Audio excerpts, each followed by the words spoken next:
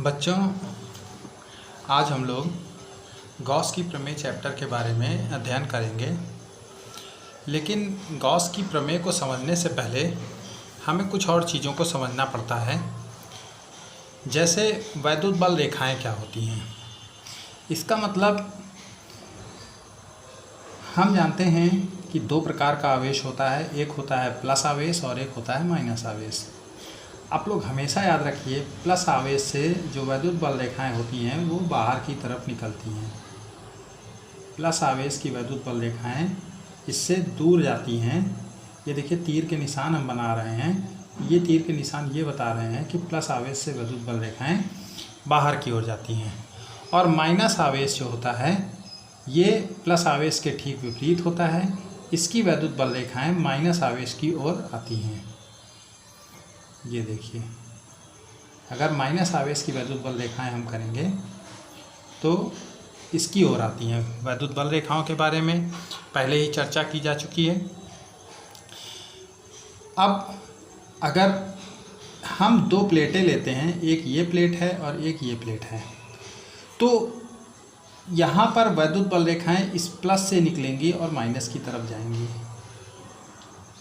ये वैद्युत बल रेखाएं एक दूसरे के समांतर होती हैं, मतलब इनके बीच की दूरी जो है एक समान होती है।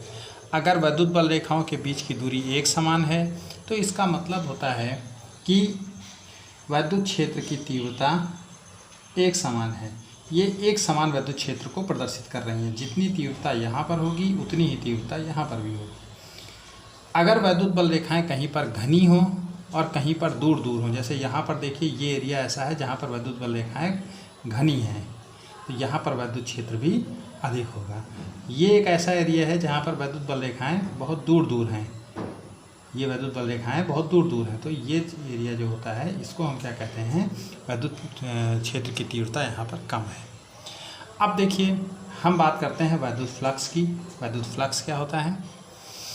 अगर ये एक कोई क्षेत्रफल है, कोई एक थाली है, कोई एक प्लेट है और इसका क्षेत्रफल है a। यहाँ पर क्षेत्रफल की दिशा होती है, ये दिशा हम प्लेट पर सीधी रेखा अगर खड़ी कर दें तो वो तीर इस वेक्टर a की दिशा को प्रदर्शित करेगा। अब जब ये प्लस आवेश है, ये माइनस आवेश है, तो इससे वैद्युत बल रेखाएं ऐसे निकलेंगी जो कि इस प्लेट को पार करती हुई प्लस से निकलकर माइनस की ओर जाएंगी। तो ध्यान दीजिएगा, इस प्लेट से जितनी वैद्युत बल रेखाएं, ये जो वैद्युत बल रेखाएं हैं, जितनी इससे गुजर रही हैं, वो वैद्युत बल रेखाएं इस प्लेट से गुजरने वाला वैद्युत फ्लक्स कहलाती हैं। इसको हम वैसे समझ सकते हैं कि जैसे महाभारत के युद्ध में हमने देखा था, भीष्म पितामह के ऊपर तीर चला दिए थे अर्जुन ने और उनका पूरा शरीर तीरों से छलनी हो गया था। तो जितने ज़्यादा तीर उनके शरीर से गुजरेंगे उतना ही वैद्युत फ्लक्स हम मान सकते हैं। वैसे ही यहाँ पर किसी पृष्ठ से, वैद्युत क्षेत्र में स्थित किसी पृष्ठ से जितनी वैद्युत बल रेखाएं ज़्यादा गुजरती हैं, वे वैद्युत बल रेखाओं की संख्या उस पृष्ठ से बद्ध वैद्युत फ्लक्स कहलाती है। अगर वैद्युत क्षेत्र की तीव्रता वेक्टर E है और क्षेत्रफल वेक्टर a है, इस पृष्ठ का क्षेत्रफल वेक्टर a है, तो इसका फ्लक्स फाई E बराबर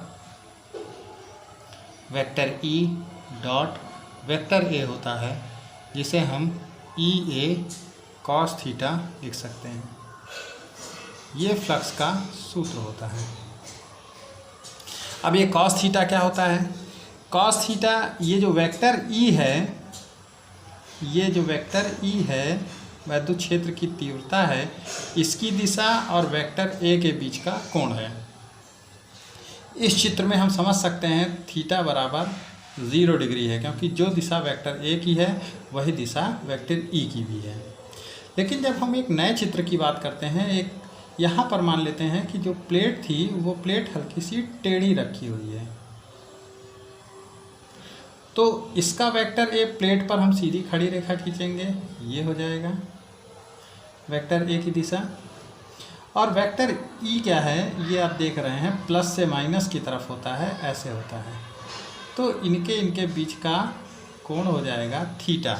तो अब यहाँ पर वैद्युत फ्लक्स क्या हो जाएगा, वैद्युत फ्लक्स का मतलब है इस पृष्ठ से होकर गुजरने वाली वैद्युत बल रेखाओं की संख्या। अब आप यहाँ देखेंगे इस एरिया से ज़्यादा वैद्युत बल रेखाएं गुजरेंगी और इस एरिया से कम, क्योंकि यहाँ पर कोण हो गया है। तो अब इसका सूत्र हो जाएगा फाई = EA cos थीटा। अगर कहीं ऐसा हो कि ये थीटा जो ये प्लेट है ये घूमकर ऐसी हो जाए, तो आप देखोगे इस प्लेट से ऐसे मान लिया वैद्युत क्षेत्र है,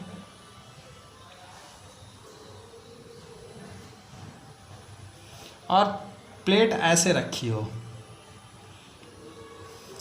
तब इसका वेक्टर ए ऐसे हो जाएगा इस तरफ और वेक्टर ई इस तरफ हो जाएगा। दोनों के बीच का कोण 90 डिग्री हो जाएगा और प्लेट से कोई वैद्युत बल रेखा नहीं गुजरेगी, कुछ इसके ऊपर से निकल जाएंगी, कुछ इसके नीचे से। तब यहाँ पर फाई ई क्या हो जाएगा, EA cos 90 हो जाएगा, थीटा बराबर 90 रख देंगे, EA cos 90 का मान 0 होता है, तो पूरा फ्लक्स भी क्या हो जाएगा, 0 हो जाएगा।